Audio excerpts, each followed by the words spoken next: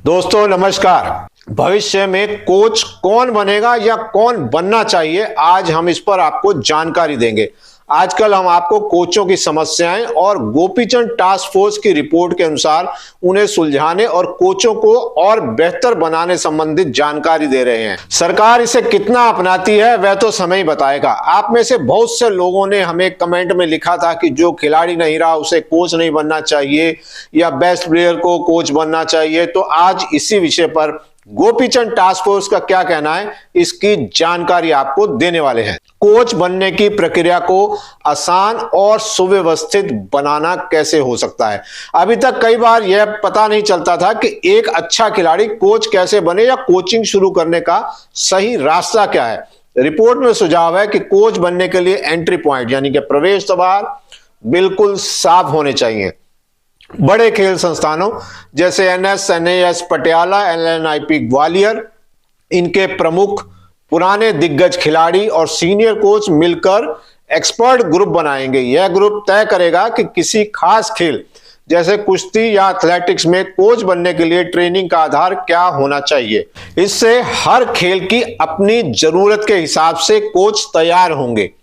Coaching में आने के अलग अलग रास्ते क्या हो सकते हैं, पाथवे क्या हो सकता है। रिपोर्ट में 4 मुख्य रास्तों का सुझाव दिया गया है जिसमें कोई भी कोचिंग में करियर बना सकता है।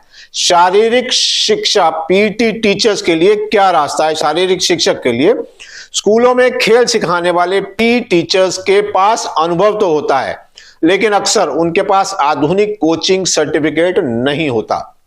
उनके लिए फ्लेक्सिबल लचीले कोर्स समय का सुझाव है ताकि वे अपनी स्कूल की ड्यूटी के साथ साथ कोचिंग की ट्रेनिंग भी ले सकें। इससे स्कूलों में उनकी ड्यूटी प्रभावित नहीं होगी और वे ड्यूटी के साथ साथ ट्रेनिंग भी कर पाएंगे।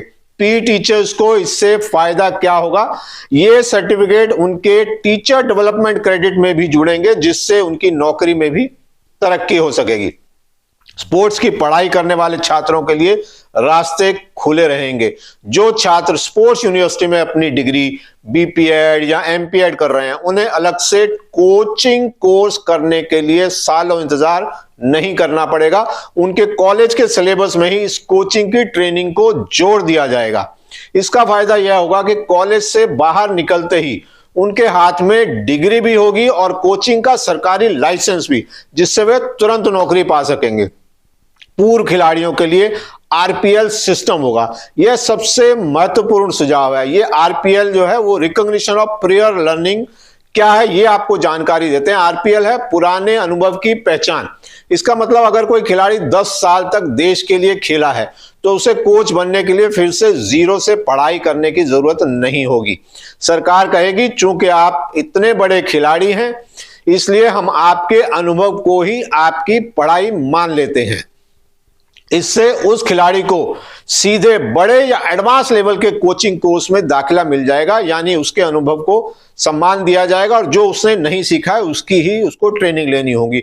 उन्हें ब्रिज कोर्स भी करवाया जा सकता है। ब्रिज कोर्स यानी अधूरी जानकारी को पूरा करने वाला एक छोटा कोर्स। उन्हें बस यह सिखाया जाएगा कि जो उन्होंने मैदान पर सीखा है उससे वैज्ञानिक तरीके से बच्चों को कैसे सिखाना है और खेल विज्ञान यानी स्पोर्ट्स साइंस का बेसिक क्या है। तीसरा है सरकारी और डिजिटल व्यवस्था में सुधार। जो एडमिनिस्ट्रेशन है पूरे देश में एक ही सर्टिफिकेट NSF का एग्रीमेंट होना चाहिए। अभी कई बार एक फेडरेशन का सर्टिफिकेट दूसरी जगह नहीं चलता। सुझाव यह भी है कि सभी नेशनल फेडरेशन समझौते यानी MOU पर साइन करें। इससे यह होगा कि अगर आप एक बार सर्टिफाइड कोच बन गए तो पूरा भारत आपको एक मान्यता प्राप्त कोच के रूप में देखेगा। सभी फेडरेशन देखेंगी। एक खेल का ज्ञान दूसरे में इस्तेमाल हो सकेगा। कुछ चीजें हर खेल में एक जैसी होती हैं, जैसे फिटनेस ट्रेनिंग हो गई और चोट से बचाव कैसे किया जाता है। अगर किसी कोच ने एक खेल के दौरान ये मॉड्यूल पास कर लिया है, इस विषय को पढ़ लिया है, तो दूसरे खेल के कोचिंग के दौरान उसे यह परीक्षाएं दोबारा नहीं देनी होंगे।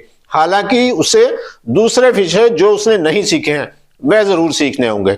सरकारी डिग्री के बराबर दर्जा मिलेगा। कोचिंग के काम को सरकारी तौर पर स्किल यानी हुनर माना जाएगा। इसे नेशनल स्किल क्वालिफिकेशन फ्रेमवर्क पर NSQF से जोड़ा जाएगा। इससे कोचिंग को वैसी ही सरकारी मान्यता मिल सकेगी जैसे किसी इंजीनियर या मैनेजमेंट की डिग्री को मिलती है। इससे बैंक से लोन लेना या सरकारी सुविधाओं का लाभ उठाना आसान हो सकता है।